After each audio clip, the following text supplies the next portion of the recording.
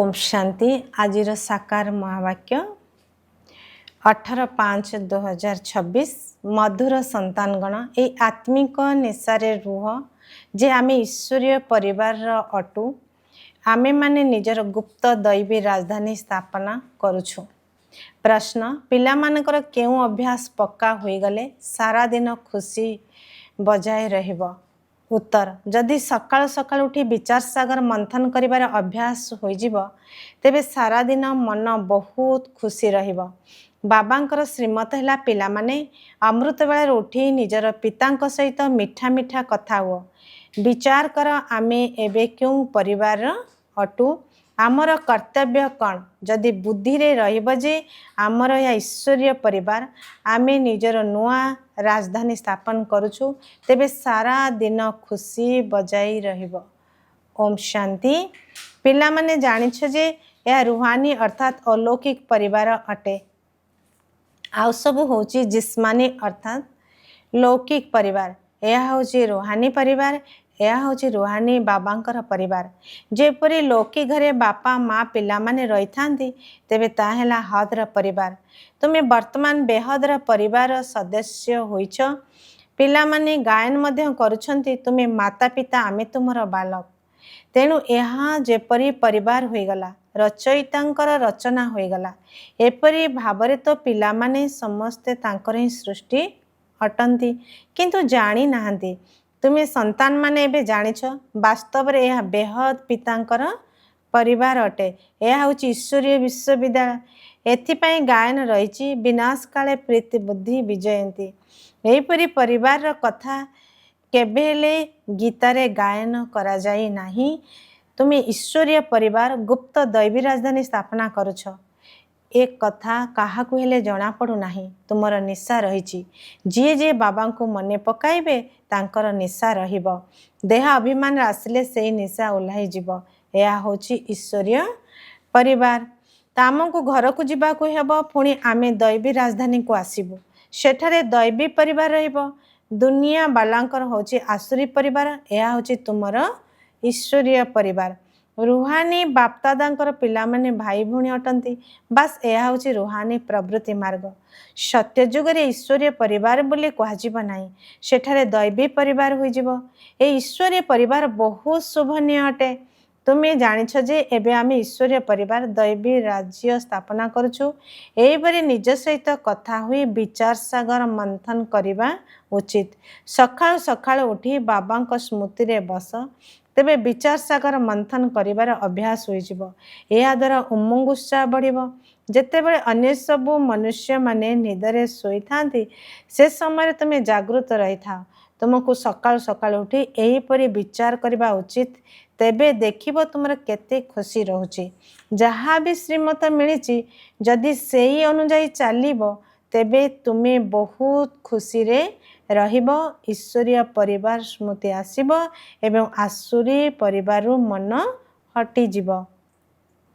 जेतेबेले नुआ घर संपूर्ण तैयारी हुई जाई थाए सेतेबेले पुरुणारू आसक्ति टूटी जाए। तो से पर्यंत जे पर्यंत नुआ तैयारी न होईची से पर्यंत किछि ना किछि मरामती आदि करी चाली थांती। यहाँ परे पुरुणा घरू मन हटी जाई थाए। यही पुरुणा दुनिया मध्य सेही परी। एबे तुमे जानिछ जे यह होची पुरुणा घर एबे आमे नुआ घर को जीवो पुणी नुआ शरीर धारण करिवो। ए देह मध्य पुरुणा अटे। एबे तुमे भविष्यत 21 जना पाई राज्य भाग्य नौच एठारे तुमको राज्य करिबार नाही एठारे स्थापना होची। एक कथा केवल तुमे ही जानिछ यह मध्य गीता अटे। तुमे एबे राजयोग शिखुछ ना यह को सहज राजयोग कहा जाए। अनेक थर तुमे एही राजयोगर अभ्यास द्वारा दैवी राज्य स्थापना करुछ। एठारे एसबु कथा मने रहिबो नाही। जदि सेठारे मध्य एही कथा मने रहिबो तेबे पुणी सुखर अनुभव रही पारिबो नाही बा करि पारिबो नाही। चिंता लागी रहिबो। वर्तमान तुमर गुप्त निशा रहिची उच्चरु उच्च बाबांकर यह परिवार अटे। यह को ईश्वरीय गुप्त परिवार टाइप बोली कहा जाए। ईश्वरीय विश्वविद्यालय ईश्वरीय यज्ञ मध्य कहा जाए। यह आमर परिवार, तेणु आमको बहुत स्नेही हेबाकू पड़िब। भविष्यत रे तुमे बहुत स्नेही हब। तुम्हें होच रूप बसंत, आत्मा रूप एवं बसंत मध्य अटे। एते छोट आत्मा अविनाशी अभिनय करुछि। वर्तमान तुम रूप बसंत होइच। बाबा ज्ञान सागर अटंती। जेतेबेले शरीर रे आसीबे सेतेबेले ज्ञान निश्चिंत देबे। तुमे जानिच से ज्ञानर वर्षा करुछंती।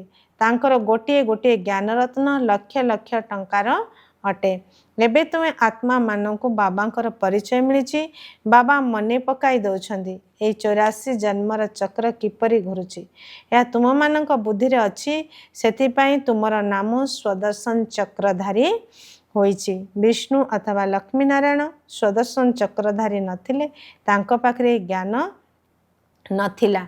सृष्टिर चक्र किपरि घुरुची ए ज्ञान एबे आत्मा को मिली। जदियो त्रिमूर्ति बोली कहउछंती, किंतु सेतिरे शिव को देखाऊ नाहंती।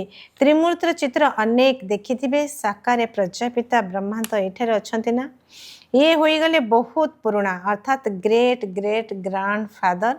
तेणु यह होची प्रजापिता ब्रह्मांकर वंशावली। बाबा ब्रह्मा को द्वारा सृष्टि रचना करुछंती। तेबे ब्रह्मा बड़ हेले ना, तांको बुढ़ा रूपे मध्य देखाउछंती। ये संपूर्ण 84 जन्म चक्र लगाउछंती। एबे तुमे एई कथा को जानी गलनी जे समस्ते बाबांकर संतान अटंती। तेणु सबु आत्मा को बाबांकर परिचय देबाकू हेबो। एबे भारतर बहुत बड़ कल्याण होची। सबु आत्मा माने पवित्र होई मुक्ति धाम को चली जिबे। तुमे एबे भारतर सेवा करुछ। स्वतंत्र रूप रे भारतर साधारण भावे सारा दुनियार सेवा करुछ। तुमर संख्या एबे कम अछि जो माने कि एई कथा को बुझुछ। यहा को पुणी संक्षेप रे बुझा जाए। पिला माने मनमना भाव अलगा भावे मध्य बुझा जाए। तेणु जहा किछि अछि सब दैवी राजनीति स्थापना करिवारे लगाओ। बापू गांधी कौन करुथिले? से मध्य राम राज्य चाहुथिले। किपरि आश्चर्यजनक खेल अटे ना। एबे तुमे साक्षी होई खेल देखुच। तुमको हस मध्य लागुछि जे केउठारे कथा पुणी केउठा को नहीं जाइछंती। बाबा कहउछंती ड्रामा अनुसार दुनियार गति खराब होई गलानी। तेणु बाबा आसी सद्गति करछंती। तुमे संतान मानकर निशा चढ़ीची। ये सारा विश्वर निराकार बापूजी अटंती। ले ब्रह्मा मध्य कहार संतान अटंती? शिव बाबांकर। शिव बाबा पुणी कहार संतान? एही माता माने कहउछंती शिव बाबा आमर संतान। यह होची शिव बाबांकर खेल। बाकी ध्यान साक्षात्कार आदि रे तो मायर बहुत प्रवेशता होई थाए। जो माने कहउछंती जे मोर शरीर शिव बाबा आसुचंती, शिव बाबा एई कथा कहउछंती। ए सब भूतर प्रवेशता अटे। तुम संतान मान को सावधान रहिबाकू हेब। एई भूत बीमारी एभली जहाँकि से केउ कूलर हेबाकू देब नाही। एक कथा केबे भी ख्याल मध्य आसीबा अनुचित जे मते बाबांकर साक्षात्कार होई जाऊ। एसबु भक्तिर चिंताधारा। तेणु ज्ञान मार्ग को भल भाबरे बुझिबाकू हेब। माया अनेक प्रकार धोखा देई थाए। साक्षात्कार आदि रे कोनोसी फायदा नाही। बाबा कहउचंती मु ब्रह्मा को द्वारा तुम सहित निर्बंध कराउछि। बाबांकर निर्देश हैला तुमे कोनोसी देहधारी को मने पकाओ नाही। तुमे निज को आत्मा भाबी बाबा को मने पकाओ। निजर कल्याण निमंते बाबा को मने पकाइबाकू हेबो। या तो बहुत बुझिबार कथा अटे।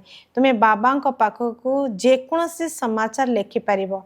केतेक पिलांकर तो एतिकी भी बुद्धि नाइ जे बेहदर बाबा को पाखकू चिट्ठी रे निजर खुशी समाचार किपरि लेखिबो।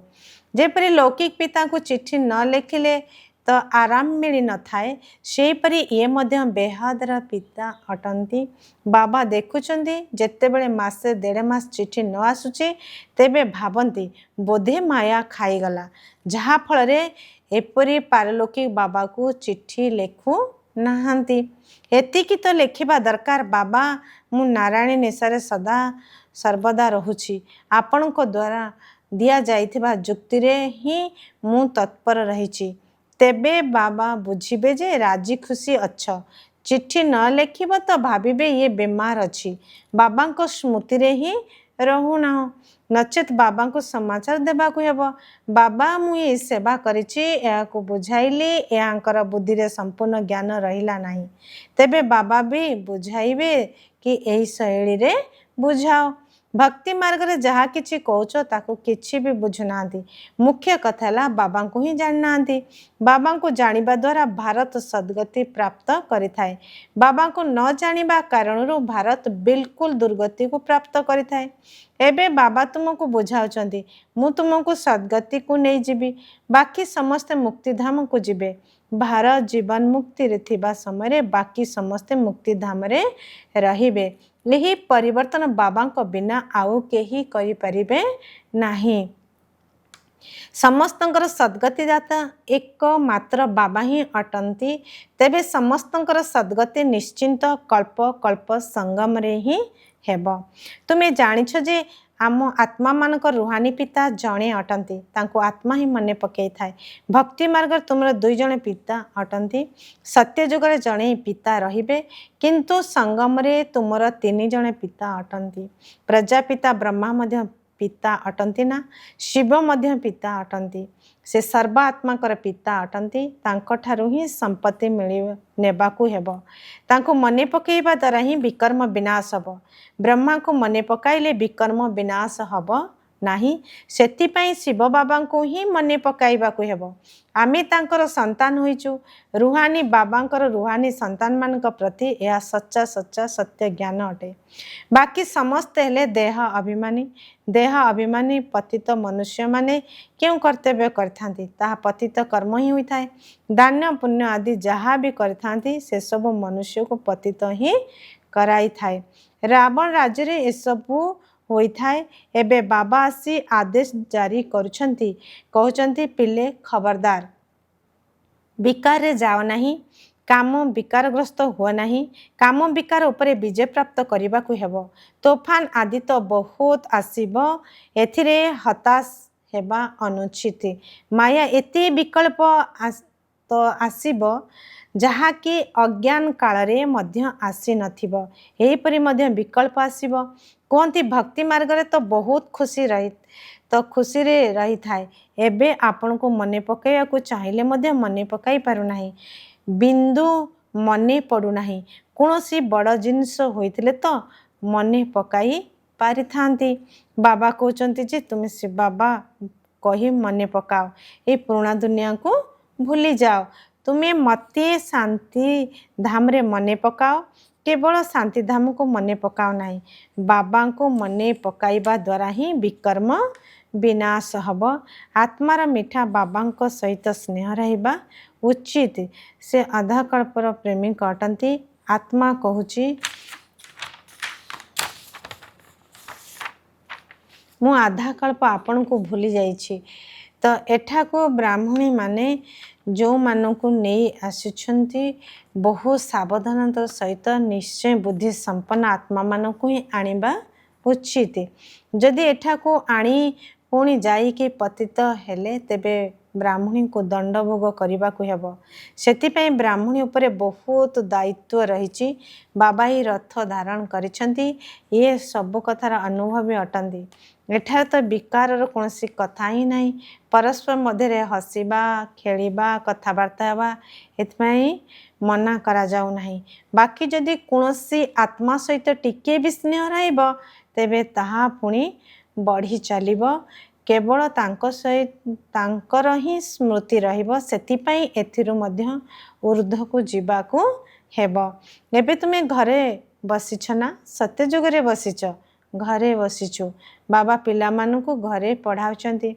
ए मधुबन तुम समस्तंकर घर अटे एठारु बाहर को गले एई भली कहजिबो नाही एठार बहुत भल नेशा रहिबो देहर अभिमान को छाड़िबा को हेबो देही अभिमानी हेले जाति धर्मर भेद सबु समाप्त हो जिवो ए पुराना दुनिया तम प्रधान अटे एठारे परस्पर मध्य भेदभाव आहुरी ही बढ़ी चली आगरू ब्रिटिश सरकार समय भाषार कौनसी खिटपिट नथिला एबे दिन को दिन विवाद बढ़ी चली पुणी सत्य जुगरे गोटे ही भाषा हेबो कौनसी भेदभाव रहिबो नाही। अच्छा धारणा पाई मुख्य सारांश 1 नंबर କୌଣସି ବି ଦେହଧାରୀଙ୍କ ସ୍ମୃତି ନ ଆସୁ ଏଥିପାଇଁ ଅନ୍ୟ କାହାକୁ ବି ସ୍ନେହ କରିବାର ନାହିଁ।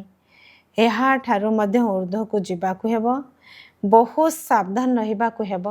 ମାୟାର ବିକଳ୍ପରେ ବିଚଳିତ ନ ହୋଇ ବିଜୟୀ ହେବାକୁ ପଡ଼ିବ। 2 ନମ୍ବର, ଧ୍ୟାନ ବା ସାକ୍ଷାତକାର ଆଦିରେ ମାୟାର ବହୁତ ପ୍ରବେଶତା ହୋଇଥାଏ। ସେଥିପାଇଁ ଏହି ଭୂତର ପ୍ରବେଶତା ଠାରୁ ନିଜକୁ ବଞ୍ଚାଇବାକୁ ହେବ। ବାବାଙ୍କୁ ନିଜର ସଚ୍ଚା ସମାଚାର ଦେବାକୁ ହେବ। ଆଜିର ବରଦାନ, ସବୁ କଥାର ସାରକୁ ଗ୍ରହଣ କରି ଅଲରାଉଣ୍ଡ ଅର୍ଥାତ୍ ସବୁଥିରେ ପାରଙ୍ଗମ ହେଉଥିବା ସରଳ ପୁରୁଷାର୍ଥୀ ଭବ। ଯାହା ବି ସବୁ ଦେଖୁଛ ବା ଶୁଣୁଛ ତାହାର ସାର ମର୍ମକୁ ବୁଝିନିଅ ଏବଂ ଯାହା କହୁଛ ବା କର୍ମ କରୁଛ ସେଥିରେ ସାର ମର୍ମ ଭରି ରହୁ। ତେବେ ତୁମର ପୁରୁଷାର୍ଥ ସରଳ ହୋଇଯିବ।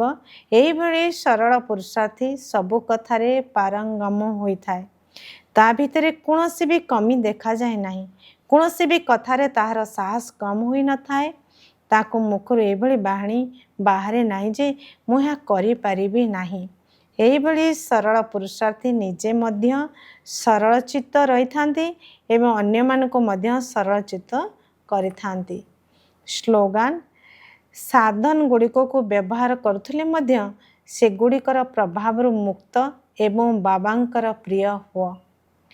ଅବ୍ୟକ୍ତ ଇଶାରା, ସର୍ବଦା ଅଚଳ ଅଡଲ ଏବଂ ଏକର ସ୍ଥିତିର ଅନୁଭବ କର। ନିଜର ସ୍ଥିତିକୁ ଏକରସ କରିବା ପାଇଁ ବାବାଙ୍କ ବ୍ୟତୀତ ଅନ୍ୟ କିଛି ବି ଦେଖୁଥିଲେ ମଧ୍ୟ ଦେଖ ନାହିଁ। ଏସବୁ ଯାହା ବି ଦେଖୁଛ ତାହା କିଛି ବି ରହିବ ନାହିଁ। ତେଣୁ 5-6 ରସ ବା ସ୍ଥିର ଅବସ୍ଥାରେ ସେତେବେଳେ ରହିପାରିବ ଯେତେବେଳେ କୌଣସି ବି ଦୃଶ୍ୟକୁ ଦେଖି କାହିଁକି କ'ଣ ଶବ୍ଦର ଉତ୍ପତ୍ତି ନ ହେବ। ଏହା ହିଁ ହେଉଛି ବ୍ୟର୍ଥ ସଂକଳ୍ପର ହଲଚଲର କାରଣ। ଏହିଭଳି କାହିଁକି କ'ଣ ଧାଡ଼ି ସମାପ୍ତ ହେବା ପରେ ଯାଇ ସମ୍ପୂର୍ଣ୍ଣତା ଆସିବ।